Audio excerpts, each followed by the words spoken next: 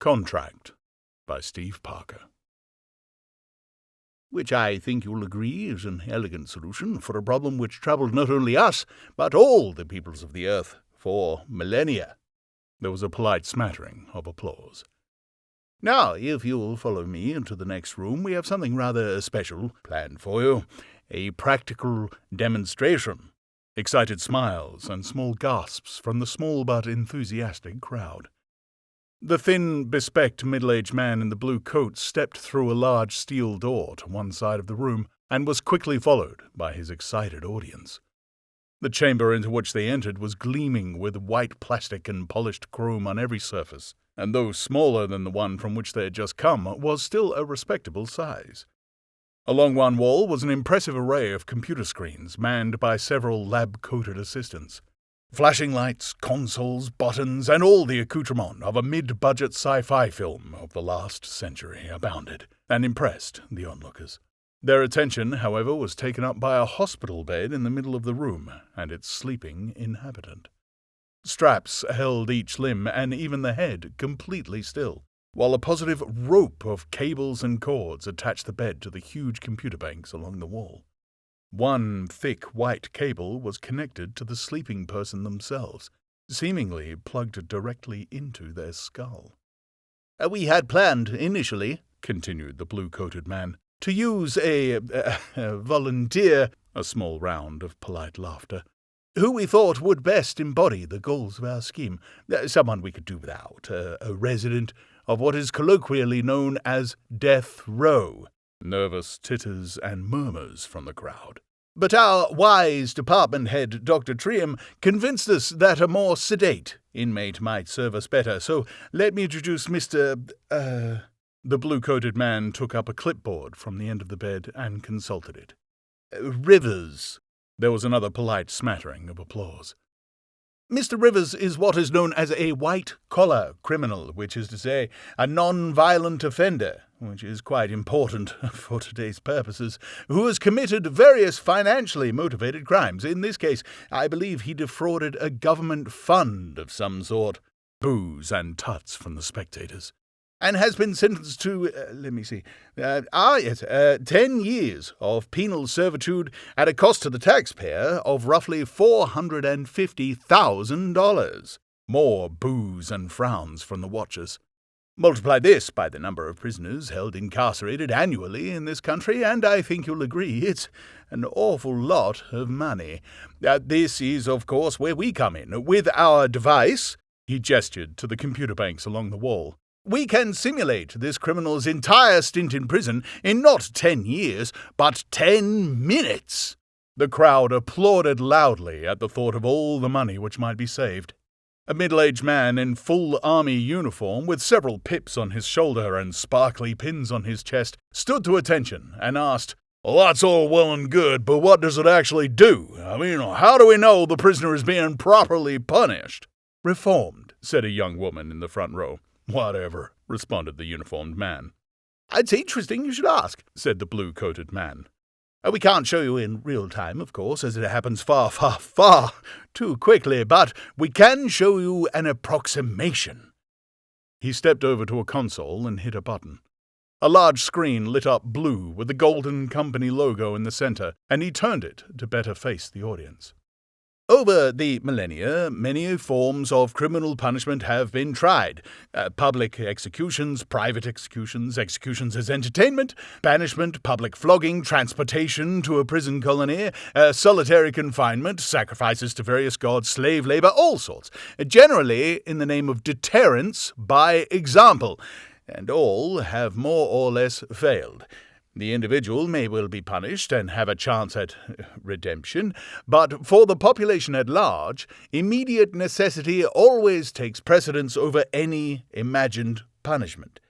If a citizen's family is starving, they will steal bread, no matter the potential outcome, and we like to think that in a modern, compassionate society," the military man snorted derisively, "such things are taken into account. Sometimes, though, the driving force is not necessity, but greed." He indicated the unconscious man on the bed. which most, I think, will agree is much worse. Now, this man, Mr. Rivers, colluded with corrupt government officials in high office to gain power over areas of our bureaucracy, and stole money from the government, stole tax money, stole from all of us, rich and poor alike, and, according to the public will and the judgment of the court, deserves his punishment. Wise nods and mutters of approval from the onlookers, even the military man. But should we throw good money after bad? Why spend almost $500,000 holding this man in prison for a decade when a much more efficient solution presents itself? He tapped a button, and the screen transitioned to a featureless white vista. This is what our prisoner sees right now. The system is not inactive, though, despite the featureless view. This entire time, and indeed for the past several hours, these computers have been scanning the brain of Mr. Rivers.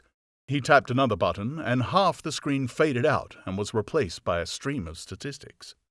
This may look quite complicated, but essentially we have been combing his psyche to not only extract the true facts and extent of his guilt, but to judge how much understanding he has of the damage he has caused. He pointed to one column, which lit up in yellow to be seen more easily. This shows quite clearly to those who know how to read it. He indicated the technicians manning the various instruments around the room. That despite any delusional justifications clouding the issues, Mr. Rivers, at the basest level of his subconscious mind, was fully cognizant of just how many people would be hurt by his actions, and how badly. And this column, another much smaller column lit up red, shows just how little he cared. Frowns and more muttering from the watchers. Based on this, our system judges how harsh the punishment should be, and feeds it directly into his mind at a vastly accelerated pace.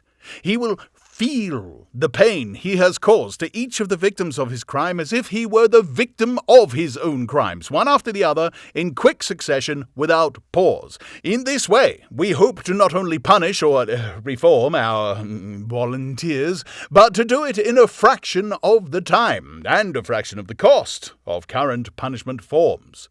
He smiled and basked in the enthusiastic applause of his audience.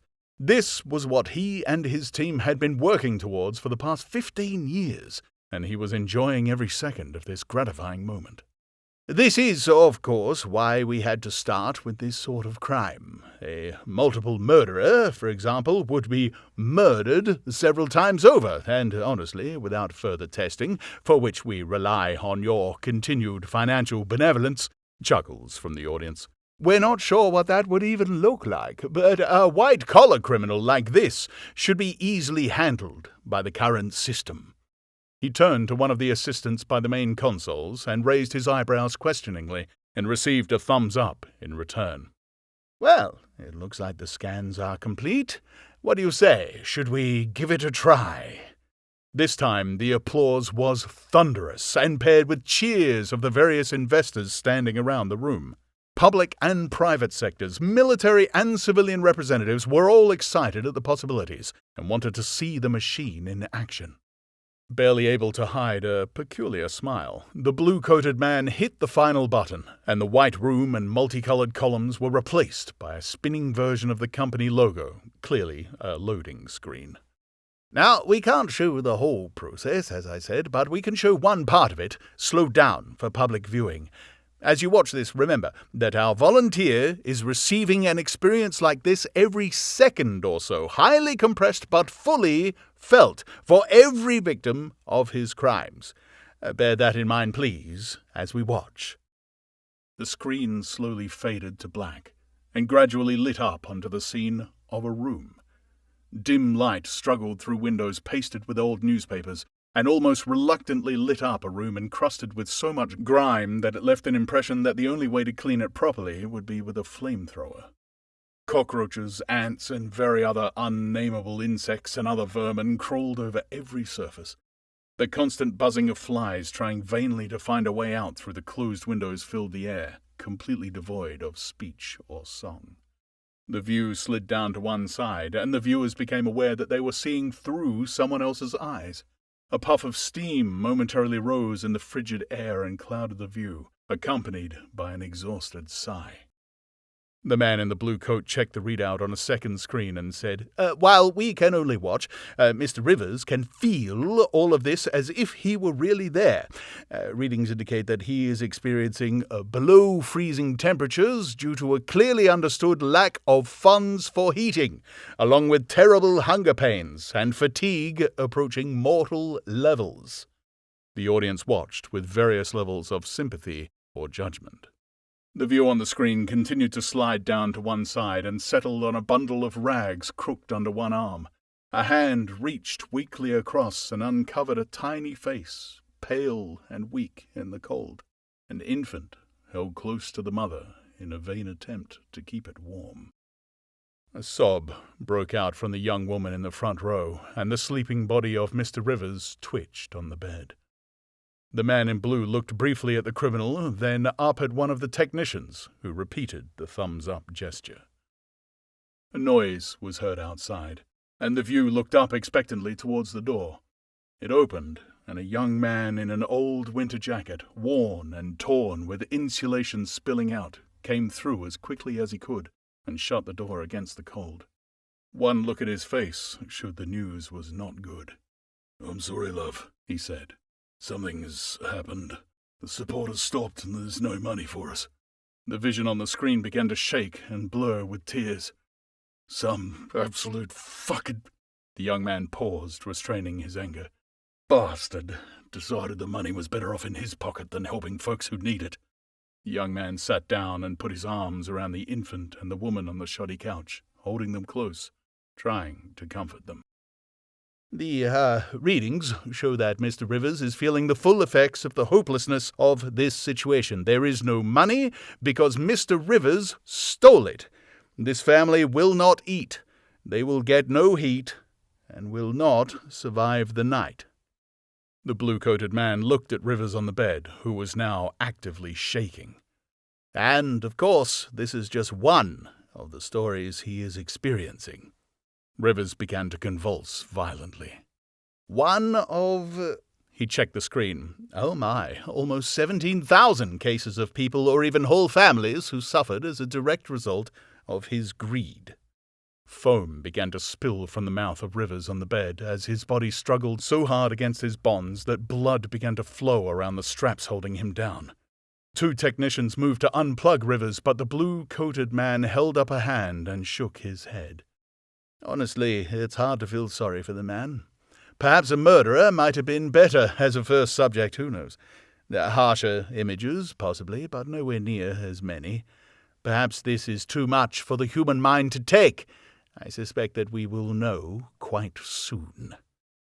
The room full of people watched as Rivers bent and twisted, blood-flecked foam spurting from his mouth. "We tend to underestimate the effects of white-collar crime, do we not? In the face of actual physical violence, it seems to take up less space in the brain. Perhaps we are better at imagining being stabbed or shot than we are suddenly losing the much-needed financial and social support of our fellow human beings and dying for the sake of another person's sociopathic greed." He looked again at the prisoner on the bed, now clenching so hard that his teeth were splintering and bones cracking under the pressure. The audience looked on in shock, but no one moved to help. "Remember what we are seeing on the screen." He waved a hand towards the screen, which showed a darkening view of the small, grimy room as the sun went down outside, taking the last of the already insufficient warmth with it. "Has not only been slowed down a great deal, but is only one of many, many experiences being fully felt by Mr. Rivers."